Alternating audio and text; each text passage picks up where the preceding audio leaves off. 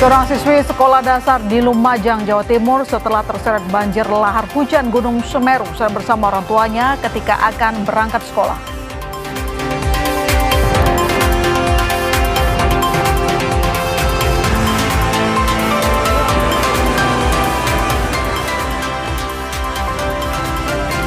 Kasus pelajar 13 tahun yang tewas diduga dianiaya oleh ibu tiri di Sukabumi naik tahap penyidikan. Polisi mendapati sejumlah bukti yang menunjukkan ada peristiwa pidana.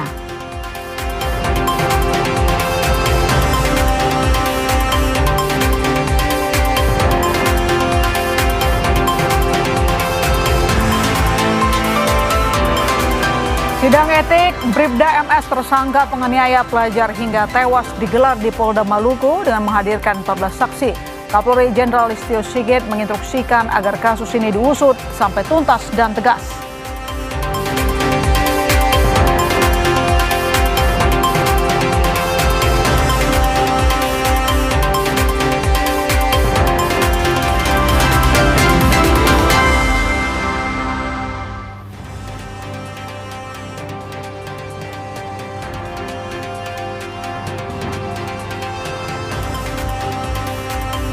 Halo, selamat sore saudara. Anda menyaksikan program Berita Kompas Petang hanya di Kompas TV Independen Terpercaya.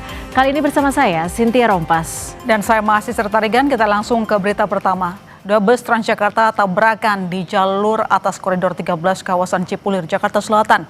Kecelakaan menyebabkan sejumlah penumpang luka dan keterlambatan perjalanan bus.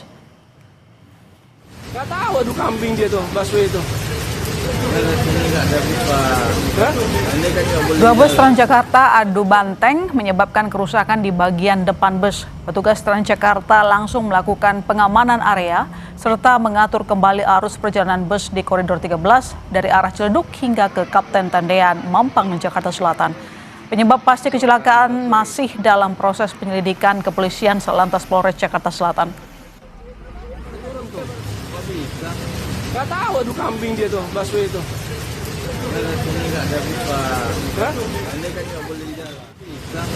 Gak tahu, aduh kambing dia tuh, busway itu.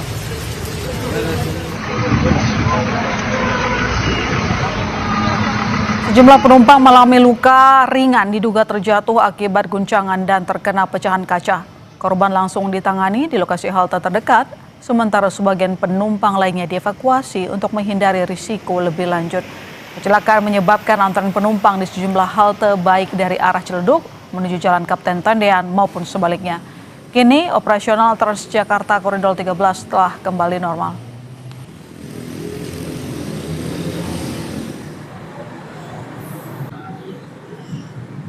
Di area Cipulir agak sedikit udah maju lagi ke haltenya gitu. Itu apa sama apa sih mas yang kecelakaan? Bus sama bus. Bersama bus? Iya. Mas, tadi dari arah Kuningan ke sini aman jalan ya? Aman. Cuman memang di situ sempat ada keterlambatan nggak atau sempat pelan nggak? Sempat pelan nih ya. Cuman buat lewat doang. Kan karena satu jalur saja. Saudara, kita beralih ke informasi lain. Kasus anak 13 tahun yang meninggal diduga dianiaya ibu tiri kini statusnya naik ke penyidikan. Polisi menemukan bukti adanya unsur pidana kekerasan pada korban. Polisi meyakini ada tindak pidana dalam kasus meninggalnya anak dengan luka bakar di tubuhnya di Sukabumi, Jawa Barat. Polisi telah memeriksa 16 saksi, termasuk terduga pelaku penganiayaan ibu tiri korban. Penyidik fokus pada penguatan pembuktian dengan pendekatan scientific crime investigation untuk menetapkan tersangka.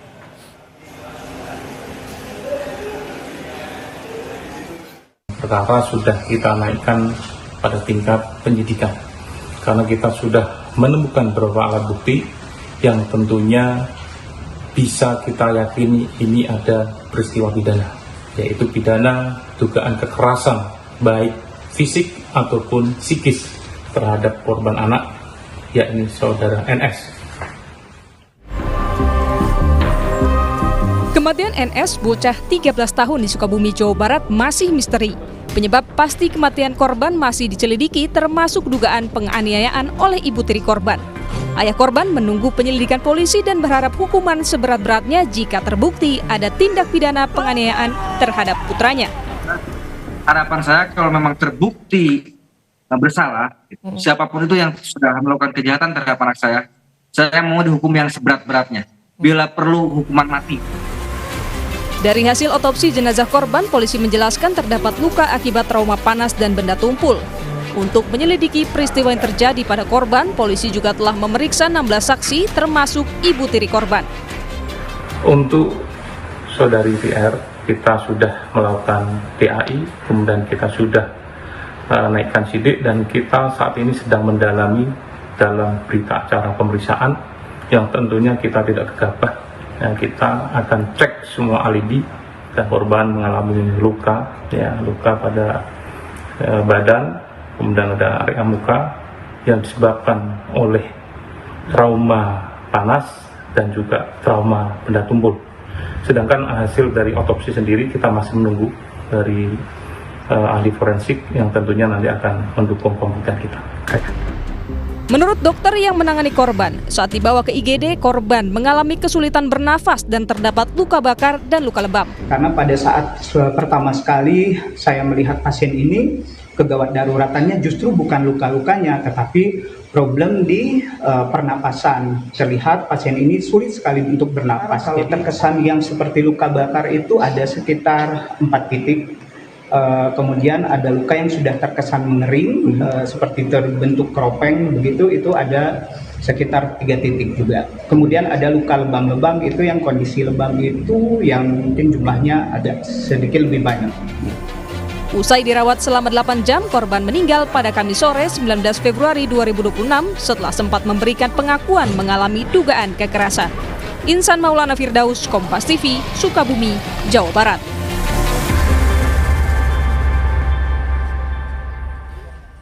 Kita ke sorotan lain, sidang etik Bribda MS tersangka penganiaya pelajar hingga tewas hari ini menghadirkan 14 saksi termasuk korban luka.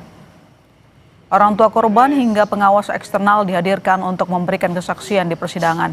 Sidang secara tertutup digelar di ruang sidang disiplin KKEP Polda Maluku. 14 saksi dihadirkan, 10 saksi secara langsung dan 4 lainnya secara virtual. Untuk memastikan transparansi sidang etik ini, sejumlah pemantau eksternal diantaranya dari Komnas HAM dan Yayasan Lingkar.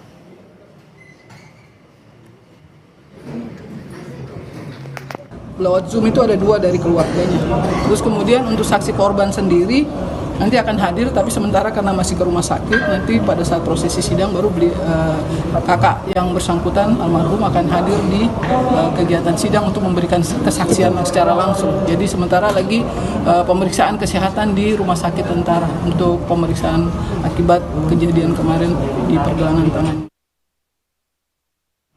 Saudara Kapolri Jenderal Listio Sigit menginstruksikan kasus anggota BRIMOB yang menganiaya pelajar hingga tewas di Tual Maluku harus tuntas dengan tegas dan transparan.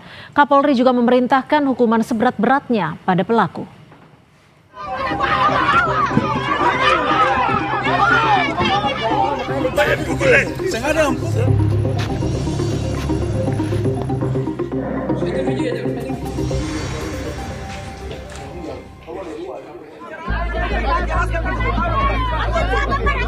Tewasnya seorang pelajar akibat diduga dianiaya anggota BRIMOB di Tual Maluku memicu amarah warga dan keluarga korban. Mereka mengepung markas Kompi BRIMOB dan Polres Tual dan minta oknum BRIMOB penganiaya pelajar hingga tewas ditangkap. Merespon tuntutan warga dan keluarga korban, Kapolri Jenderal Listio Sigit Prabowo menegaskan telah menginstruksikan penuntasan kasus tersebut dengan tindakan tegas dan transparan. Jenderal Listio juga memerintahkan hukuman seberat-beratnya pada pelaku. Kira saya sudah memerintahkan kepada Kapolda, Kadifropam ambil tindakan tegas, proses tuntas, beri rasa keadilan bagi keluarga korban.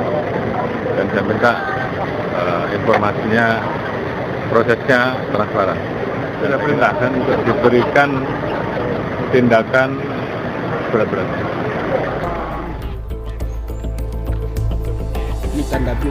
Sementara YLBHI mengecam tindakan penganiayaan anggota BRIMOB yang menewaskan seorang pelajar di Tual Maluku. Ketua Umum YLBHI Muhammad Isnur minta polisi menindak pelaku secara cepat, proporsional, dan tegas. YLBHI juga mendesak perbaikan struktural menyeluruh di tubuh Polri, salah satunya dengan menghilangkan peran BRIMOB di tengah masyarakat. Tentu kita sangat mengecam atas tindakan brutal dari anggota BRIMOB ya di Tual di Maluku, pasukan khusus yang ditujukan untuk kepentingan khusus ya. Jadi jangan sampai BRIMOB digunakan untuk menghadapi masyarakat, menghadapi demonstran ya, menghadapi warga, menghadapi yang sedang melindungi tanah dan lingkungannya. Jadi tarik semua pasukan BRIMOB dari urusan-urusan dengan masyarakat ya. Soal desakan menghilangkan peran BRIMOB di masyarakat, Ketua MPR Ahmad Muzani menilai Kapolri perlu memperhatikan dan mempelajari masukan masyarakat. Ahmad Muzani yakin Kapolri akan membuat keputusan dengan mempertimbangkan kepentingan masyarakat, Polri, dan upaya penindakan hukum. Apa yang diharapkan oleh masyarakat perlu diperhatikan dengan baik karena itu adalah harapan yang juga memberi kebaikan kepada aparat kepolisian, dan saya kira pimpinan polisi, pimpinan Polri akan mendengar, mempelajari pandangan-pandangan itu dengan baik, bijak, dan pada waktunya akan mengambil tindakan atau keputusan yang benar. Yang benar itu artinya baik untuk masyarakat, baik untuk menegakkan hukum, dan juga baik untuk kepolisian. Kini anggota BRIMOB pelaku penganiayaan pelajar hingga tewas di Tual, Maluku sudah ditetapkan sebagai tersangka. Selain proses pidana, pelaku juga menjalani sidang pelanggaran etik. Tim Liputan Kompas TV.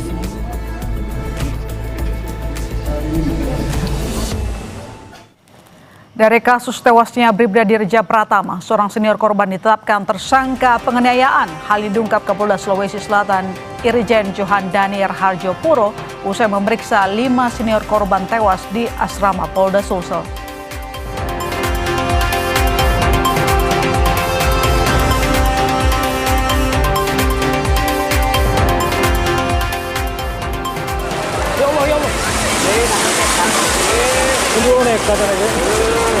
Informasi lainnya di Kompas Petang, saudara, seorang siswi sekolah dasar di Lumajang, Jawa Timur terseret banjir lahar hujan Gunung Semeru saat akan berangkat sekolah. Sang ayah yang membonceng korban ikut hanyut terbawa arus. Informasi selengkapnya usai jeda.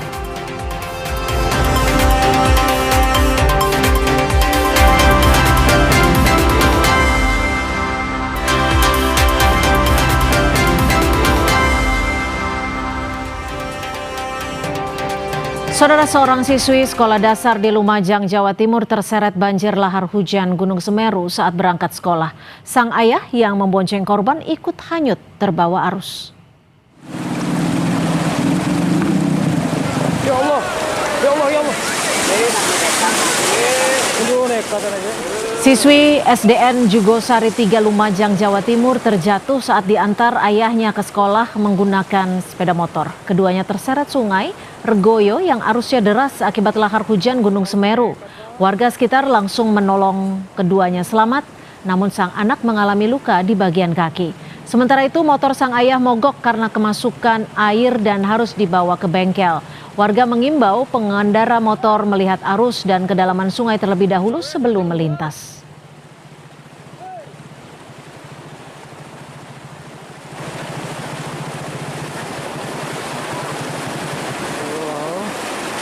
Ya nggak tahu ya, mungkin karena apesnya. Biasanya kan dilihat-lihat dulu biasanya. Ya itu kok langsung nyelonong. Langsung nyelonong? Iya. Padahal itu bawa anaknya mau sekolah itu ya? Itu sempat terseret berapa meter Pak kira-kira Pak? Ya kira-kira 5 meter lebih lah. 5 meter lebih ya? Iya. Tapi anaknya nggak apa-apa tadi Pak?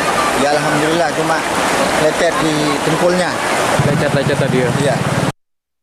Informasi lain, saudara, ibu kandung bocah 13 tahun yang tewas akibat diduga dianiaya ibu tiri di Sukabumi membuat pengaduan ke Komisi Perlindungan Anak Indonesia.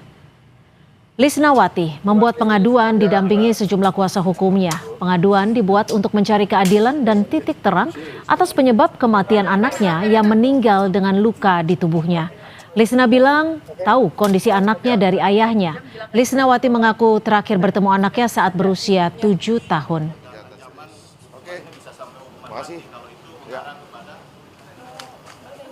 Ini bukan hanya sekedar persoalan hukum, tapi ini tragedi kemanusiaan seorang ibu yang kehilangan anaknya. Makanya kita melaporkan hari ini ke KPI untuk minta pendampingan, karena kita akan resmi melaporkan sebagai korban kepada Polres dalam 1-2 hari ini. Kenapa kita laporkan? Karena banyak kita duga, patut kita duga, ini banyak yang terlibat di dalam kematiannya Nizam sendiri. Bahwa ini kita kenalkan, ini adalah Ibu Lisnawati, dia adalah ibunda kandung daripada Nizam. Dan kenapa? Selama 4 tahun nggak pernah ketemu Nizam. Dari siapa gitu Bu? Dari ayahnya. Sempat dihubungi ayahnya. Bahkan anak saya sakit gitu. Anak sempat ketemu pada saat anak saya di rumah sakit? Enggak. Kenapa Bu?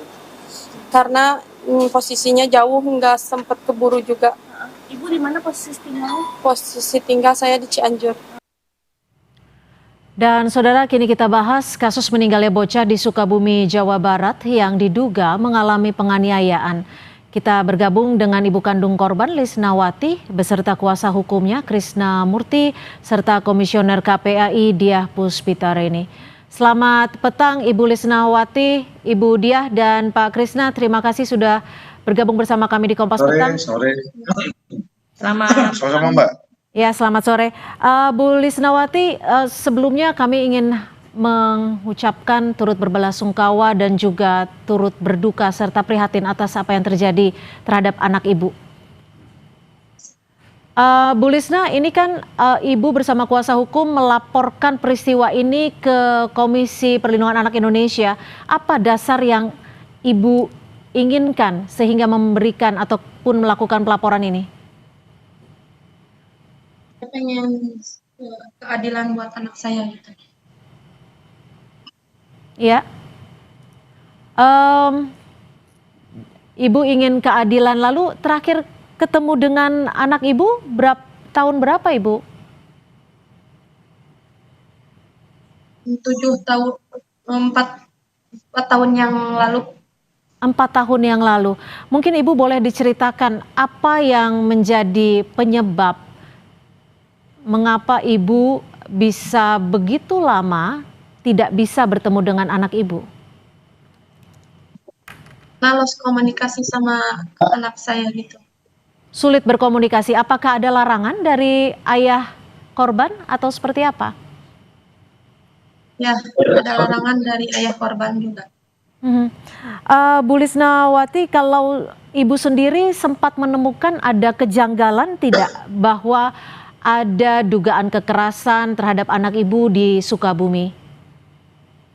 Kalau saya pribadi, ya ada kejanggalan gitu, yang mengganjal dari hati saya. Apa saja kejanggalan yang Ibu rasakan dan yang Ibu temukan? Ya, melihat dari video banyak yang beredar itu.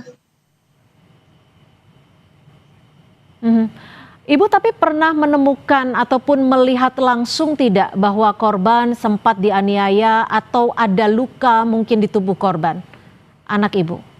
Enggak sempat. Tapi berhubungan telepon dengan anak Ibu atau dengan mantan suami Ibu? Apa? Tapi tetap berhubungan komunikasi dengan anak Ibu sebelumnya? Enggak pernah. Kalau hubungan kontak sama mantan suami mah, saya sering nanyain kabar, tapi susah gitu cara sama anak.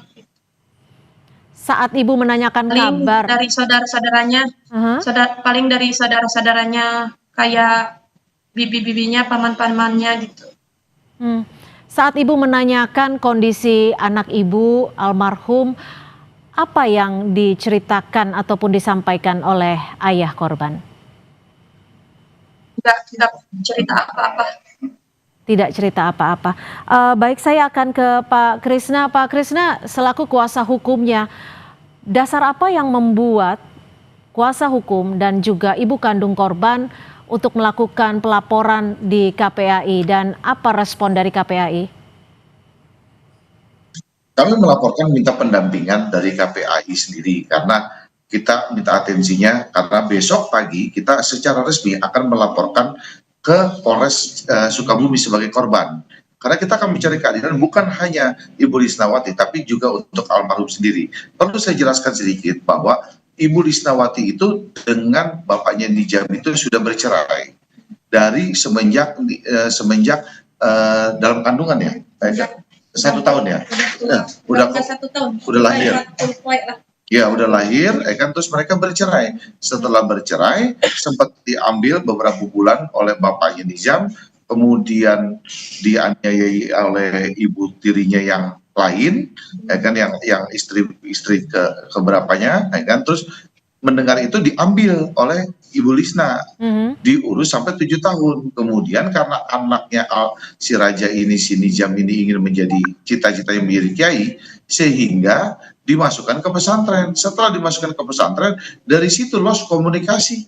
Tidak pernah lagi yang namanya Ibu Lisna bertemu dengan Nizam. Terakhir Kalau 2023. hak asuh ada di mana, Pak Krisnamurti? Kalau hak asuh terhadap anak, hak asuh terhadap anak jatuh ada di mana? Nah, ini gini, perkawinan antara Ibu Nizam dengan ayahnya Nizam itu perkawinan siri. Jadi perceraian itu tidak melalui proses pengadilan karena perkawinan mereka itu tidak tercatat, mereka berkawin siri. Tapi secara legalitas, akte dan sebagainya itu atas nama Bu Lisna. Oke, baik.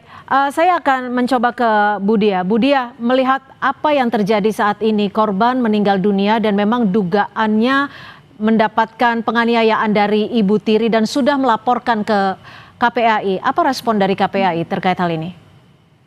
Ya, yang pertama kami turut prihatin ya Ibu atas kejadian yang menimpa Ananda N, dan tentu saja kami berkewajiban untuk melakukan pendampingan.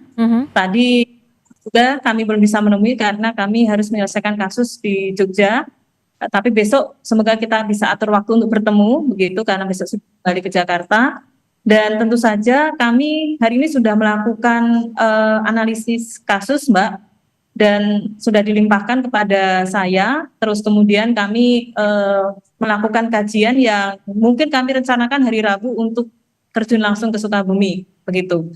Nah, yang terpenting adalah yang pertama kami sangat prihatin ya, kejadian seperti ini termasuk dalam KDRT, Mbak. Kekerasan keluarga dan KDRT itu, ya KDRT itu ada beberapa macam. Ya, kalau ini terjadi kepada anak sampai anak meninggal dunianya termasuk filisida, ya, kategori pembunuhan yang dilakukan oleh orang terdekat, ya. Dan ya tentu saja kami harus memperjuangkan hak anak, ya, yang meninggal dengan tidak wajar agar mendapatkan kejelasan penyebab kematiannya, sehingga ini tidak terjadi dan jangan sampai anak yang menjadi korban ini nantinya mendapat stigma yang negatif. Begitu, Mbak. Oke, Pak Krisna, Anda besok memastikan akan melakukan laporan ke Polres Sukabumi. Apakah menurut kacamata Anda melaporkan hal ini kembali ke Sukabumi karena ada indikasi proses hukumnya tidak berjalan dengan baik atau seperti apa? Bukankah kasus ini memang sudah ditangani? Proses hukumnya berjalan cukup baik, Mbak. Artinya bahwa sudah dari lidik sudah meningkat menjadi sidik. Artinya sudah ada bukti, 2 alat bukti permulaan. Kita sedang menunggu hasil visum dan otopsinya. Nah, kan kita bisa melihat dari berita-berita yang beredar bahwa 1 tahun yang lalu kan pernah dilaporkan ibu tirinya ini pernah dilaporkan di Polres. Lalu kemudian mereka ada mediasi sehingga dicabut. Nah, justru di sini kan petunjuk kami bahwa kan terjadi penganiayaan itu dari mulai 1 tahun yang lalu kan itu dilaporkan. Artinya bahwa kita tidak menuduh pihak siapapun. Makanya karena kami juga baru terima kuasa tadi pagi jam 7 pagi tadi, kita terima kuasa bersama-sama dengan Ibu Mira dengan tim semua. Kita sekarang sedang mengumpulkan bukti karena kita banyak video-video yang kita dapat sebelum kematian itu. Bahkan cerita-cerita saksi sedang kita kumpulkan bukti-bukti. Artinya bahwa apakah ada pihak-pihak yang sudah tahu kejadian ini melakukan pembiaran. Video-video ini didapat dari mana, Pak Krisna?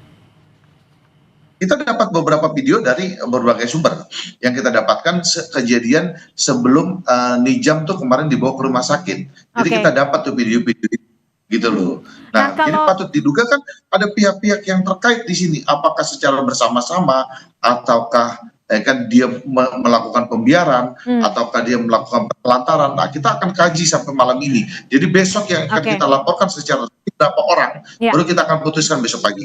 Bu Lisnawati sendiri pernah tidak melihat ataupun mendapatkan video ini? Dan mungkin terakhir, apa yang Ibu Lisna harapkan terkait dengan proses hukum dan upaya hukum yang saat ini sedang berjalan?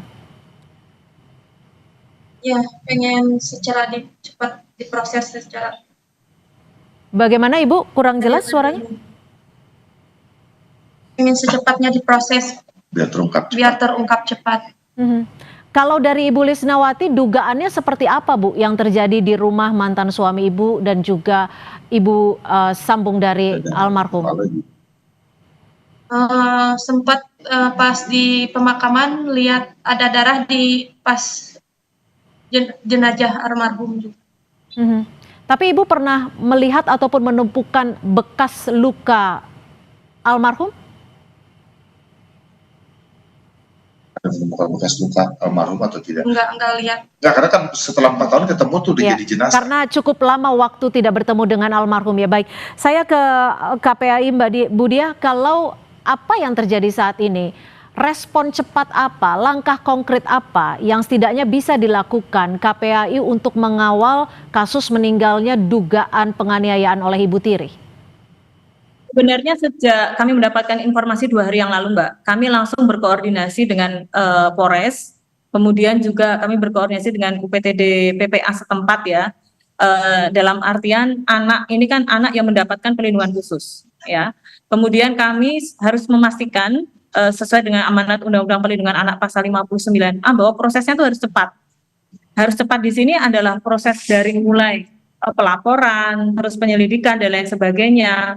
Dan kami juga koordinasi terkait dengan tuntutan, bahkan sudah sampai kami mintakan bahwa tuntutannya itu tidak hanya pelanggaran Undang-Undang Perlindungan Anak, tetapi tentunya bisa juga dilapiskan dengan Undang-Undang PKDRT, penghapusan kekerasan dalam rumah tangga. Dan alat bukti video itu sebenarnya sudah bisa dijadikan bukti ya Pak ya, Bapak Kuasa. Video itu sebenarnya sudah bisa dijadikan alat bukti. Mau bukti apa lagi, ya kan? Oke, visum itu juga bisa. Memang kalau membutuhkan otopsi, hasil otopsi itu paling tidak kan 2 minggu, Mbak. Tetapi visum aja. Jadi kalau menurut kami, hemat kami ya prosesnya harus cepat, begitu. Jadi tidak perlu bertele-tele, ya. Baik, terima kasih Ibu Dia Puspitarini, Komisioner KPI. Ada sedikit tambahan, Mbak. Ada sedikit tambahan, Mbak. Bahwa kami juga akan melaporkan ke LPSK karena beberapa nomor yang tidak jelas, ya kan, Ibu Lisna ini diteror, berbagai macam teroran lah dengan WA, SMS dan sebagainya lah, macam-macam lah. Jadi terornya kami juga akan melaporkan ke LPSK untuk minta perlindungan Bu Lisna. Terornya apa? Singkat saja. Ya terornya apa? Banyak yang itu mau ke rumah gitu. Baik, tentunya laporan ini nanti masih akan kami nantikan dan penanganannya juga masih akan kami nantikan. Terima kasih Ibu Dia dari KPAI, terima kasih juga Ibu Lisnawati dan terima kasih Pak Krisnamurti. Baik, terima kasih Bu Dia, terima kasih juga. Terima kasih, selamat sore. Saudara, informasi lainnya masih akan kami sajikan selepas jeda, diantaranya dari kasus tewasnya Bribda Dirja Pratama, seorang senior korban ditetapkan tersangka penganiayaan.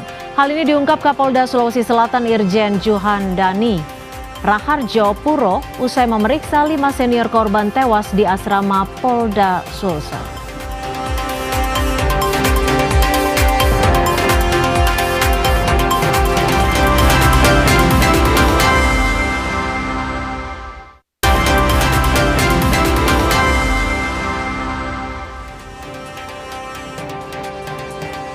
Saudara, dari kasus tewasnya Bribda Dirja Pratama, seorang senior korban ditetapkan tersangka penganiayaan. Hal ini diungkap Kapolda Sulawesi Selatan Irjen Juhandani Raharjo Puro usai memeriksa 5 senior korban tewas di asrama Polda Sulsel. Diduga korban meninggal karena dianiaya seniornya. Hal itu didapat dari keterangan yang bersangkutan dan disesuaikan dengan hasil pemeriksaan dari Bidokes. Ketawa ini. Birik tadi. Iya, birik. Dari keterangan salah seorang tersangka atas P itu dihubungkan dengan hasil pemeriksaan dari Bidokes itu ada persesuaian, baik itu dengan cara memukul di bagian kepala dan bagian bagian tubuh lainnya, ini sudah sinkron. Jadi dapat kita yakini bahwa saudara P adalah pelakunya dan kita akan melaksanakan proses lebih lanjut.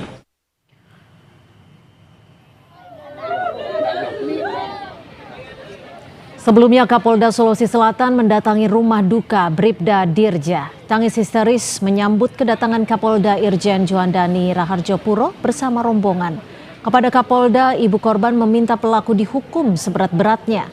Sang ibu juga meminta agar Bribda Dirja digantikan adiknya menjadi polisi.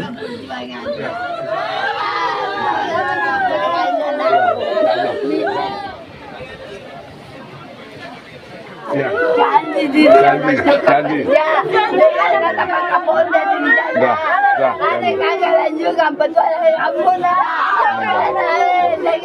Janji Pak Kapolda, berjanji Pak Kapolda ya.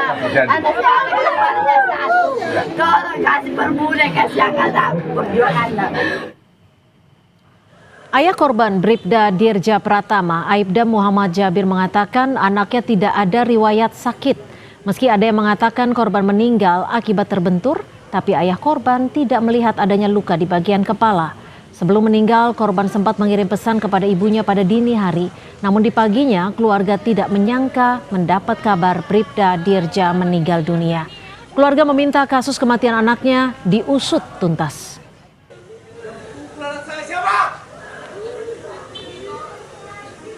Nah, tidak pernah sakit, dia tidak ada latar belakang sakitnya. Dan semenjak di sini, semuanya sadar sini, keluar darah terus dari mulut. Ya.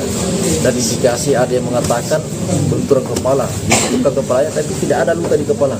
Oh, gitu. Tidak ada. Di sekitar jam 5-an masih sempat komunikasi dengan keluarga. Iya, jam 5 sempat komunikasi. Jam 6 ibunya balas chatnya, sudah tidak ada jawaban. Apa chat terakhirnya? Dia chat ibunya karena segini hari saya mau bawakan itu nasi palakto dari Pindrang. Saudara Kasat Reserse Narkoba Polres Toraja Utara AKP Arifan Effendi ditangkap terkait dugaan keterlibatannya dalam perkara narkoba.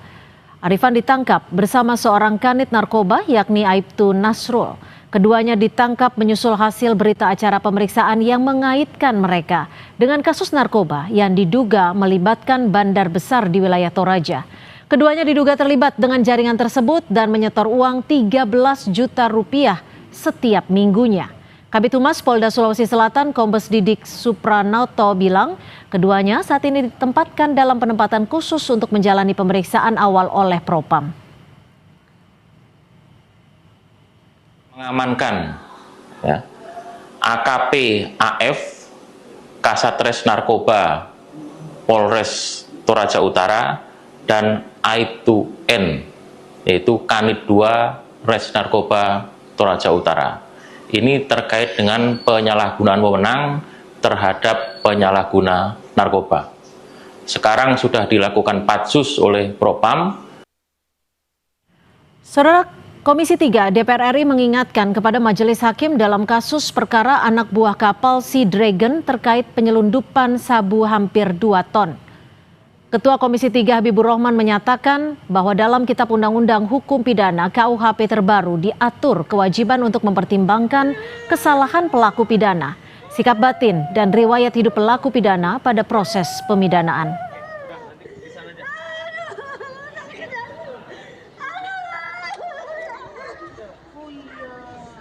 Komisi 3 DPR RI mengingatkan kepada penegak hukum, termasuk Majelis Hakim dalam perkara Fandi Ramadan di Pengadilan Negeri Batam, bahwa konsep hukuman mati dalam KUHP baru jauh berbeda dengan KUHP lama. Dalam pasal 98 KUHP baru, hukuman mati bukan lagi menjadi pidana pokok, melainkan hukuman alternatif terakhir yang seharusnya diterapkan secara sangat ketat dan sangat selektif. Komisi 3 DPR RI mengingatkan kepada penegak hukum, termasuk Majelis Hakim dalam perkara Fandi Ramadan di Pengadilan Negeri Batam, bahwa pasal 54 ayat 1 KUHP baru mengatur bahwa dalam pemidanaan wajib dipertimbangkan antara lain bentuk kesalahan pelaku pidana, sikap batin dan riwayat hidup pelaku pidana.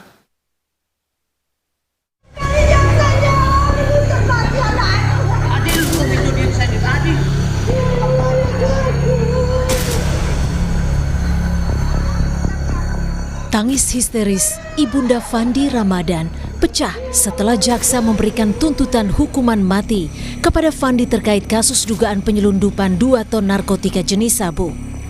Keluarga menilai Fandi tidak mengetahui jika kapal tempat ia bekerja membawa narkotika. Dalam pembelaannya, Fandi mengaku tidak mengetahui jika kapal tanker tempat ia bekerja menyelundupkan sabu. Saat melamar kerja, dirinya mendapat informasi jika kapal tanker Sea Dragon mengangkut minyak. Kuasa hukum menyebut Fandi Ramadan dijebak karena ia baru 3 hari berlayar. Menurut kuasa hukum, Fandi sempat curiga dan bertanya kepada kapten kapal soal barang yang dibawa. Namun barang tersebut diklaim sebagai emas. Beliau ini terjebak, direkrut, bukan dia melamar kerja di perusahaan asing itu, diterima, kemudian dokumennya diserahkannya sama kapten yang mengurus segala sesuatunya. Tentang itu barang bukti itu, waktu di kapal, dia kan sudah ada kecurigaan sama kapten itu ya. Apa ini cap? Itu dibilang emas dan uang. Sementara itu, Kapus Penkum Kejagung Anang Supriyatna memastikan jika tuntutan maksimal hukuman mati kepada Fandi Ramadan dan 5 ABK lainnya oleh jaksa dalam sidang di Pengadilan Negeri Batam sudah sesuai barang bukti yang dimiliki jaksa. Kapus Penkum menyebut Fandi Ramadan dan anak buah kapal Sea Dragon sudah mengetahui jika kapal tempat mereka bekerja membawa narkotika seberat 2 ton dan telah menerima bayaran. Para terdakwa sadar dan mengetahui, termasuk yang ABK itu mengetahui bahwa barang itu adalah barang narkotika dan itu disimpan, sebagian ada di haluan kapal, sebagian lagi disembunyikan di bagian dekat mesin. Artinya menyadari dan menerima pembayaran juga yang bersangkutan. Guru Besar Fakultas Hukum Universitas Sudirman, Hipnu Nugroho menyebut diperlukan pembuktian lebih lanjut. Apakah terdakwa mengetahui barang yang dibawa di dalam kapal adalah narkotika? Termasuk soal pembayaran yang diterima Fandi. Apakah ia dibayar dalam konteks pekerjaan sebagai ABK atau terkait narkotika yang dibawa di dalam kapal? Dia menerima uang dalam konteks mungkin ya, kita tidak tahu, bekerja kan gitu. Tapi tidak tahu apa yang terkait narkotika. Ini yang paling penting dulu. Jadi sejauh mana si terdakwa mengetahui itu narkotika. Itu yang menjebak. Karena kita harus tahu model, Mas. Jangan sampai anak bangsa kita itu dituntut mati-mati terus. Kita harus melihat bahwa jebakan-jebakan dalam suatu kasus narkotika itu banyak sekali. Ini yang membawa anak-anak bangsa itu menjadi korban-korban semuanya. Disitulah saya kira harus dibuka seluas-luasnya sehingga ada suatu equality, keseimbangan dari perbuatan dan pelakunya begitu. Fandi Ramadan, anak buah kapal tanker Sea Dragon, dituntut hukuman mati terkait kasus penyelundupan narkoba jenis sabu seberat 2 ton. Kapal tanker Sea Dragon disergap aparat di perairan Karimun, Kepulauan Riau pada Mei 2025 lalu. Tim Liputan, Kompas TV. Informasi lainnya masih akan kami sajikan selepas jeda. Di antaranya Menteri Keuangan Purbaya Yudi Sadewa menindak tegas alumni penerima beasiswa LPDP yang viral karena menghina Indonesia. Purbaya memastikan suami sang alumni yang juga awardee LPDP bakal mengembalikan seluruh dana beasiswa beserta bunganya.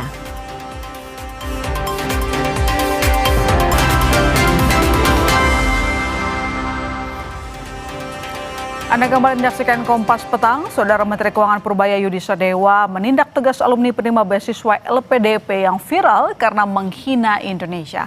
Purbaya memastikan suami sang alumni yang juga awardee LPDP bakal mengembalikan seluruh dana beasiswa beserta bunganya.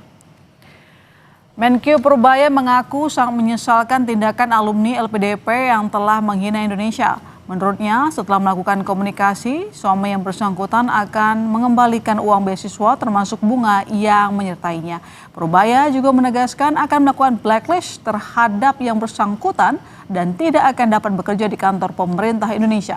Purbaya juga kembali mengingatkan khususnya bagi para awardee LPDP agar jangan menghina negara sendiri. Jadi Pak Dirut ini bosnya LPDP nih sudah bicara tadi dengan suami terkait ya, dan dia sepertinya sudah setuju untuk mengembalikan uang yang dipakai oleh LPDP. Berapa tuh? Jadi termasuk bunganya loh. Jadi bukan uang kan kalau saya taruh uang itu di bank juga ada bunganya kan, dengan treatment yang fair. Saya harapkan ke depan teman-teman yang dapat pinjaman LPDP ya kalau mau nggak seneng ya nggak seneng, tapi jangan menghina-hina negara lah. Yang begitu kita itu uang dari pajak dan sebagian dari utang yang kita sisihkan untuk memastikan SDM kita tumbuh. Tapi kalau dipakai untuk menghina negara ya kita minta uangnya dengan bunganya kalau gitu. Nanti saya akan blacklist dia di seluruh pemerintahan, nggak akan bisa masuk. Nanti kan kita lihat blacklist yang lain seperti apa. Jadi jangan menghina negara Anda sendiri. Sebelumnya viral di media sosial, alumni Prima Beasiswa Lembaga Pengelola Dana Pendidikan atau LPDP Dwi Sasetia Ningtyas menjadi sorotan setelah mengunggah video anaknya yang kini memiliki paspor warga negara Inggris. Postingan ini mendapat sorotan publik. Sejumlah warganet menilai pernyataan Dwi tidak tepat disampaikan oleh penerima beasiswa negara yang pendidikannya didanai dari anggaran publik. Terkait hal ini, lalu Hadrian Irvani, Wakil Ketua Komisi 10 DPR RI menyayangkan apa yang dilakukan oleh awardee LPDP. Pihaknya meminta LPDP juga mengevaluasi soal mekanisme rekrutmen.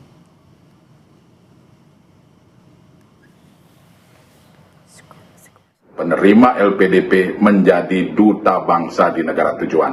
Penerima LPDP harus mampu memperkenalkan Indonesia, memperkenalkan adab, budaya, etika, sopan santun yang menjadi kekayaan bangsa dan negara ini. Penerima LPDP memiliki utang budi kepada negara. Oleh sebab itu, evaluasi harus dilakukan oleh LPDP. Sorotan lain, pasukan khusus pengawal Presiden Secret Service menembak mati seorang pria bersenjata api yang berupaya memasuki area kediaman Presiden Donald Trump di kawasan perumahan mewah Mar-a-Lago, Palm Beach, Florida, Minggu waktu setempat. Donald Trump tidak ada di tempat itu saat peristiwa terjadi. Dia sedang berada di Gedung Putih, Washington, D.C. Pihak berwenang menyatakan pria tersebut terlihat di dekat gerbang utara perumahan tersebut dengan membawa shotgun dan jerigen berisi bahan bakar. Berdasarkan keterangan FBI, pelaku bernama Austin Tucker Martin, pemuda berusia 21 tahun asal North Carolina. Aparat menyebut petugas telah berupaya melakukan prosedur peringatan sebelum melepaskan tembakan. Pria tersebut dinyatakan tewas di lokasi kejadian. Pihak berwenang mengonfirmasi tidak ada petugas yang terluka dalam insiden ini. Polisi masih menyelidiki motif dari pelaku. He was ordered to drop those two pieces of equipment that he had with him, at which time he put down the gas can, raised the shotgun to a shooting position. At that point in time, the deputy and the two Secret Service agents fired their weapons and neutralized the threat. He is deceased at the scene. Saudara, Masjid Sunda Kelapa jadi salah satu titik favorit warga berburu takjil buka puasa. Berbagai macam makanan mengunggah selera tersedia. Informasinya kami sajikan usai jeda.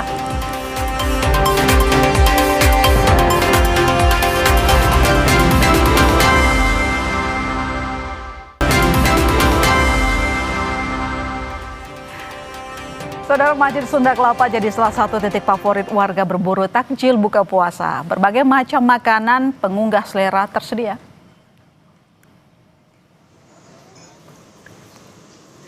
Aneka takjil tersedia di sekitar Masjid Sunda Kelapa, Jakarta, seperti berbagai minuman segar dan makanan.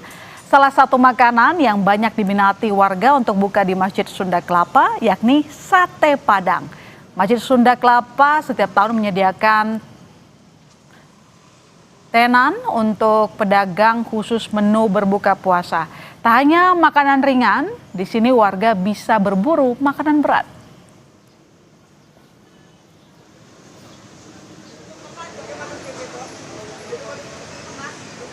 Nah, sementara di Surabaya, Jawa Timur, bebek goreng cabai jadi salah satu menu favorit buka puasa. Dengan Rp14.000, warga bisa buka puasa dengan nikmatnya bebek goreng cabai ala restoran. Menu bebek goreng dilengkapi dengan pelengkap sajian, yakni sambal dengan 5 varian.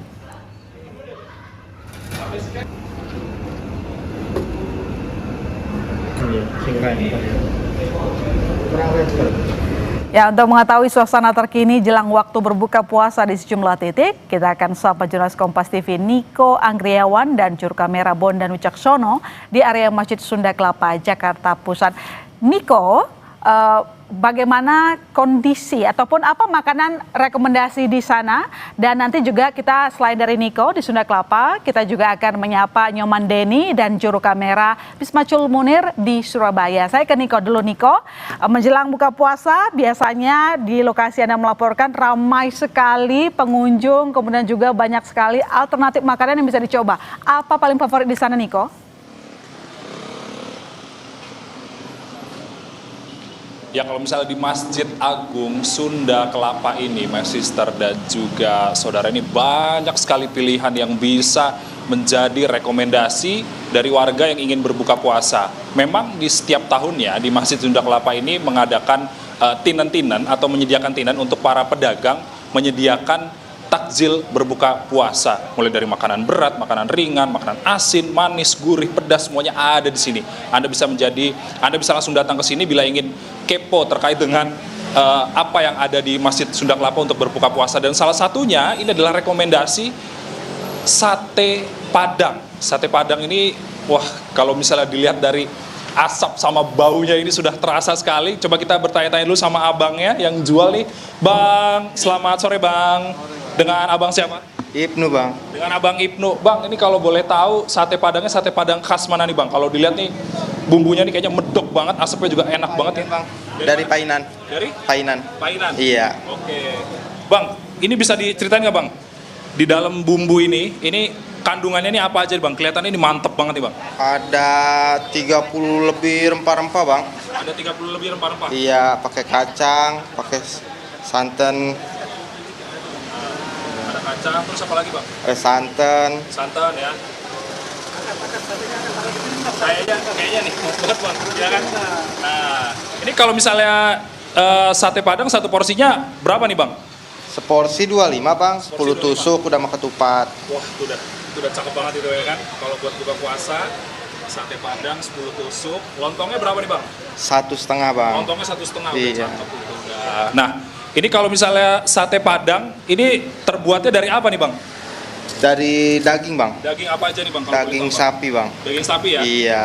Tuh, ya kan, saudara, my sister dan juga saudara, lihat, ini adalah sate Padang khas Painan kalau kata Bang Ibnu, ya kan? Ada bawang goreng, ada bawang goreng, ada bumbunya ini udah pasti medok banget. Ini jadi salah satu favorit saya kalau misalnya berbuka puasa ya. Terus kemudian ada lontong juga, 1,5 lontong, nggak tanggung-tanggung, cuman Rp25.000, ya kan? Anda bisa langsung datang ke Masjid Sunda Kelapa. Dan kalau pengen enaknya lagi, nih Mas Sister, nih ada kerupuk kulit. Nah ini kalau ibarat kata ini setelan cakep ini. Sate Padang sama kerupuk kulit. Ini berapa Bang kalau sama kerupuk kulit Bang? Jadi 28, cuman Rp28.000. Bisa langsung menikmati sate Padang lengkap bawang goreng plus kerupuk kulit. Mungkin itu dulu Mas Sister dan juga saudara, kita masih menunggu maghrib, ini baunya udah menggoda sekali, ya kan?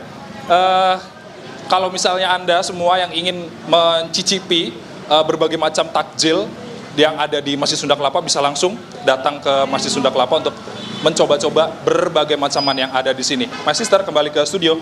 Bang, Ya, bentar ya Bang ya. makasih Niko. Ini aura wajah Niko siap-siap nggak sabaran mau berbuka. Tolong ditahan Niko, sebentar lagi kita berbuka gitu. Dan sekarang dari Jakarta kita bergeser ke Surabaya, Jawa Timur. Ada jurnalis Kompas TV Nyoman Denny. Nyoman, kalau di Surabaya menu buka puasa apa yang ramai diburu warga di sana? Baik, my sister dan juga saudara, saat ini saya sedang berada di sebuah warung kuliner yang ada di Jalan Lidah Wetan, Surabaya. Dan warung kuliner ini merupakan warung bebek goreng yang menjadi salah satu warung favorit bagi warga Surabaya untuk menu berbuka puasa. Dan bisa dilihat di sebelah saya ini deretan menu-menu dari bebek goreng cabai yang bisa Anda nikmati saat berbuka puasa. Dan diantaranya yakni ada menu bebek goreng sambal ijo, menu bebek goreng sambal mata, dan juga menu bebek goreng sambal terasi. Selain itu juga ada menu bebek goreng dengan sambal cabai yang merupakan salah satu sambal khas di warung kuliner ini. Dan selain itu, yang menariknya ada salah satu menu yang menjadi favorit warga Surabaya, yakni diantaranya menu bebek goreng dengan harga yang cukup murah meriah, yakni hanya sekitar Rp14.000. Dan warga juga bisa ditambahkan dengan tetelan bebek goreng yang menjadi favorit saat dihidangkan dengan bebek goreng ini. Selain itu juga ada menu bebek bakar yang menjadi salah satu favorit di warung kuliner ini. Dan kami akan bertanya langsung dengan salah satu pengelola dari restoran bebek cabai ini, yakni selamat sore Bapak. Ya, selamat sore Pak. Baik. Ya. Pak, bisa dijelaskan di sini ada menu apa saja Pak? Iya, di sini kami lebih mengutamakan menu bebek, tapi juga ada ayam, ada rawon juga, ya, ada tetelan, ada sate-satean juga. Ya. Baik Pak, bisa dijelaskan ada salah satu menu yang harganya cukup murah meriah ini Pak? Iya, ya ini memang utama kita ini adalah harga 14.000 itu sudah lengkap ya. Sudah ada bebek, ada nasi, sama ada tetelan. Ya harganya murah meriah, cuma 14.000 aja Pak. Iya. Pak, selain 14.000 ada menu lainnya Pak? Ya, kalau untuk menu lain itu kita ada bebek super, ada ayam super. Nah, terinspirasi karena kita di Indonesia ini banyak terdiri dari variasi banyak spesialis dengan sambal-sambal yang ciri khas. Jadi kami terinspirasi membuat sambal-sambal yang punya ciri khas dari daerah-daerah di Nusantara. Salah satunya ini sambal bakar. Ini sambal bakar ini ciri khas dari Sulawesi Utara. Kalau sambal tempong ini ciri khas dari Banyuwangi ya.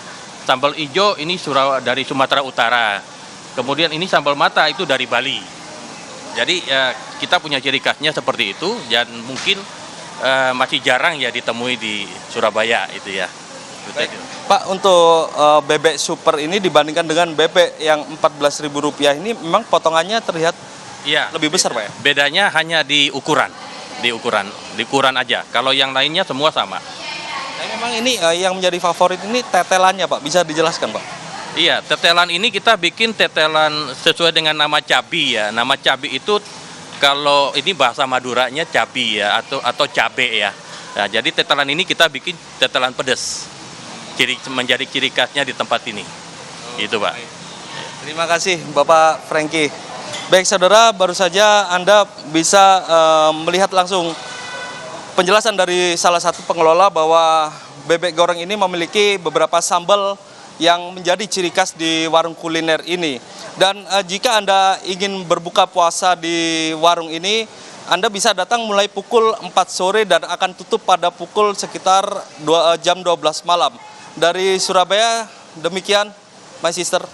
Ya, menggoda sekali. Denny, jangan lupa dibungkus, bawa oleh-oleh juga pulang ke rumah. Dan sebelumnya juga ada Niko yang melaporkan dari Jakarta. Terima kasih rekan-rekan, selamat kembali bertugas. Saudara, informasi lain, beragam pilihan takjil di kawasan Jalan Sabang di Jakarta Pusat berubah menjadi pusat penjualan takjil yang ramai dijejali warga. Kami hadirkan usai jeda.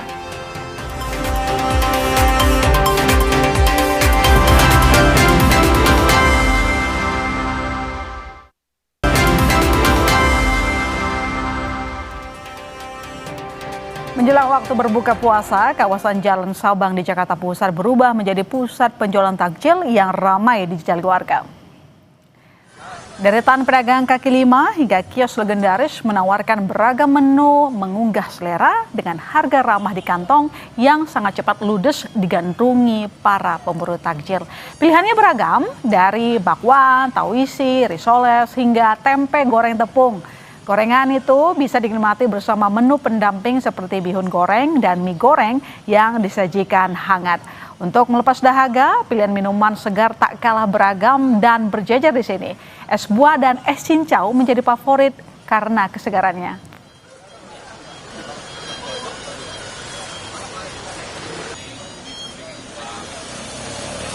Menu makanan apa yang menarik dan paling diserbu warga di Jalan Sabang? Kita tanyakan kepada jurnalis Kompas TV, Medina Andas dan juru kamera Bondan Wicaksono. Medina, apa makanan yang paling dicari warga untuk berbuka puasa di sana?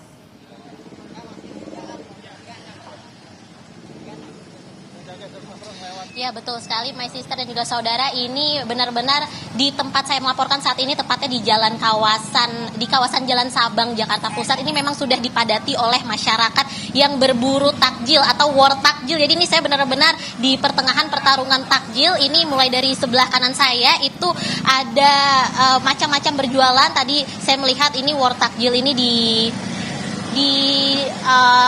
didatangi oleh berbagai macam kalangan, mulai dari pelajar, tadi masih ada pelajar yang masih pakai seragam sekolah begitu, kemudian ini juga ada karena ini dikelilingi oleh kantor begitu ya, jadi banyak pekerja kantoran yang datang untuk beli takjil. Nah, salah satunya ini ada yang rame nih di sebelah kiri saya, ini ada berbagai macam makanan takjil, ini mulai dari kolak campur sampai ada biji salak, ada kolang kaling, ada juga aneka gorengan seperti tahu isi, risol, isinya bihun. Aduh, ini saya ngiler banget. Saya mau langsung tanya aja deh ke ibunya nih, kira-kira apa sih makanan yang paling favorit di sini? Selamat sore, Ibu. Ya, sore.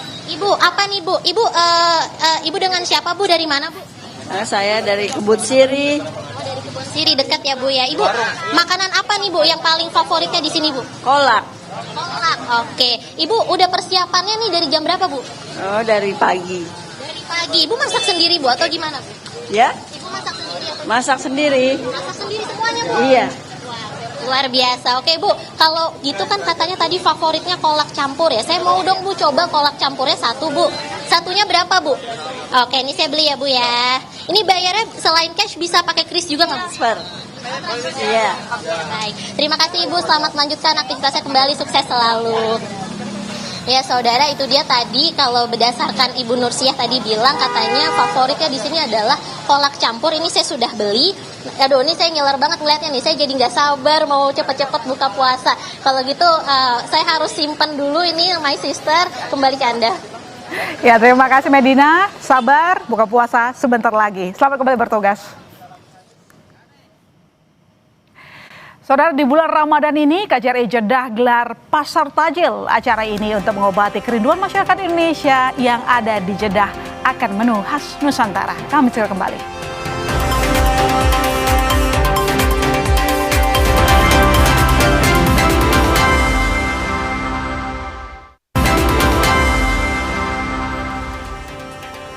Masih di Kompas Petang, saudara, di bulan Ramadan ini KJRI Jeddah gelar Pasar Takjil. Acara ini untuk mengobati kerinduan masyarakat Indonesia yang ada di Jeddah akan menu khas Nusantara. KJRI Jeddah menghadirkan nuansa Ramadan di tanah air di Jeddah, Arab Saudi. Kegiatan bertajuk Ngabuburit di Hadigah Wisma atau Taman Wisma ini untuk mengobati kerinduan masyarakat Indonesia di Jeddah dan sekitarnya akan nuansa Ramadan serta ngabuburit di tanah air. Ada beragam menu yang disediakan di sini, mulai dari bakso, sate hingga martabak. Pihak KJRI berharap acara ini bisa mempererat tali silaturahmi antar sesama diaspora Indonesia di Jeddah, Arab Saudi.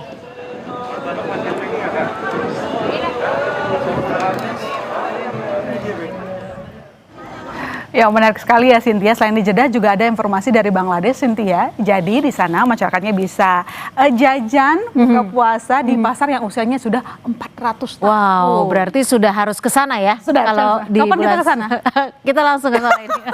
Oke, ya seperti yang saya sampaikan tadi saudara, dari Jeddah kita bergeser ke Bangladesh. Di sana masyarakat banyak yang mendatangi pasar Chao Bazar Dhaka Lama untuk menyiapkan makanan berbuka puasa. Pasar berusia 400 tahun ini menyediakan beragam makanan khas saat Ramadan. Kios-kios pasar Chao Bazar di Dhaka Lama ini dipenuhi makanan yang mengunggah selera untuk menu berbuka.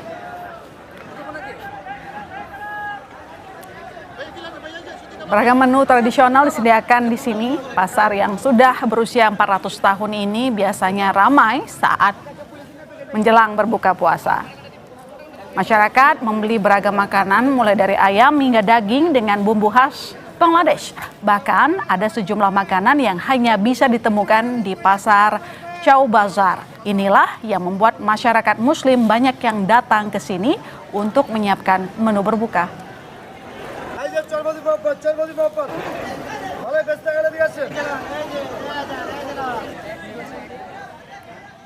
Saudara, informasi tadi juga menutup perjumpaan kita di Kompas Petang hari ini. Saya Cynthia Rompas. Dan saya masih Sister Tarigan pamit.